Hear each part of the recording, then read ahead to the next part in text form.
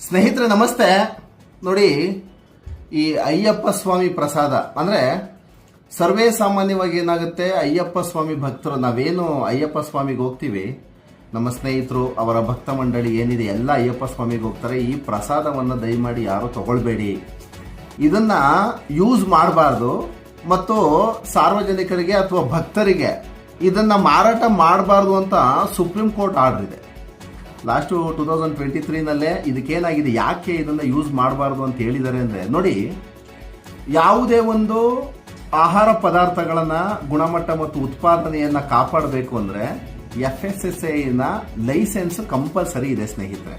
ಯಾವುದೇ ಒಂದು ಆಹಾರವನ್ನು ನಾವು ಸಾರ್ವಜನಿಕರಿಗೆ ನಾವು ಮಾರುಕಟ್ಟೆನಲ್ಲಿ ವ್ಯಾಪಾರ ಮಾಡ್ತೀವಿ ಅಂದರೆ ಅದಕ್ಕೆ ಒಂದು batch number, license number, ingredients, ಈ ಆಹಾರವನ್ನು ಉತ್ಪಾದನೆ ಮಾಡೋದಕ್ಕೆ ಏನೇನು ಹಾಕ್ತೀವಿ ಅಂತ ಅದನ್ನು ಕೊಡಲೇಬೇಕಾಗ್ತದೆ.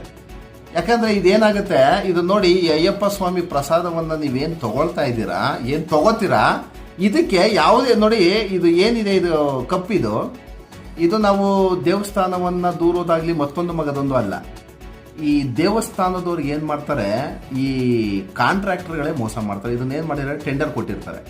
ಈ ಟೆಂಡರ್ ಅವ್ರಿಗೆ ಈ ಲೈಸೆನ್ಸ್ ತಗೊಂಡಿದ್ದಾರಾ ನೋಡಿ. ಯಾವುದೇ ನೀವು ನಮ್ಮ ಭಾರತ ದೇಶದಲ್ಲಿ ಲೈಸೆನ್ಸ್ ಇಲ್ದಲೆ ಯಾವುದೇ ಆಹಾರ ಉತ್ಪನ್ನಗಳನ್ನು ಮಾರಾಟ ಮಾಡೋ ಹಾಗಿಲ್ಲ ಸಾರ್ವಜನಿಕರಿಗೆ. ಇದು ಮನವರಿಕೆ ಇರಲಿ.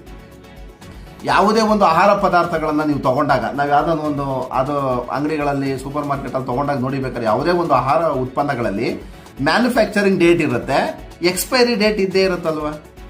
ಇದು ಆಹಾರ ಪದ್ಧತಿ, ಇದು ಆಹಾರವಾದ ವಸ್ತು, ಇದು ನಾವು ತಿನ್ನುವಂಥದ್ದು. ಇದಕ್ಕೆ ಮ್ಯಾನುಫ್ಯಾಕ್ಚರಿಂಗ್ ಡೇಟ್ ಇಲ್ಲ, ಎಕ್ಸ್ಪೈರಿ ಡೇಟು ಇಲ್ಲ.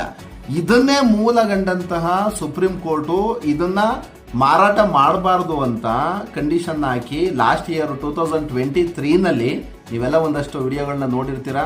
ಅದೇ ಅಯ್ಯಪ್ಪ ಸ್ವಾಮಿ ಇದು ಟ್ರಸ್ಟ್ ಏನು ಮಾಡುತ್ತೆ, ಎಲ್ಲ ಡೆಸ್ಟ್ರಾಯನ್ನ ಮಾಡಿರ್ತಾರೆ, ಎಲ್ಲ ಹೊರಗಡೆ ಹಾಕಿ ಮಾಡಿರ್ತಾರೆ, ಡೆಸ್ಟ್ರಾಯ್ ಮಾಡಿ ಅಂತ ಸುಪ್ರೀಂ ಕೋರ್ಟ್ ಆರ್ಡರ್ ಇರುತ್ತೆ.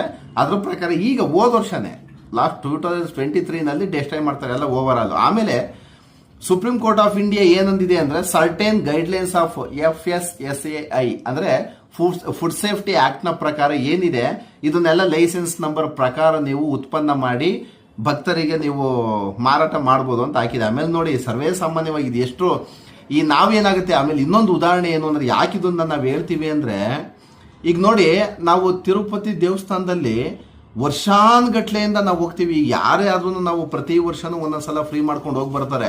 ಇಷ್ಟು ವರ್ಷದಿಂದ ನಮಗೆ ಮಾಹಿತಿ ಇತ್ತಾ, ಆ ಲಡ್ಡುನಲ್ಲಿ ಏನೋ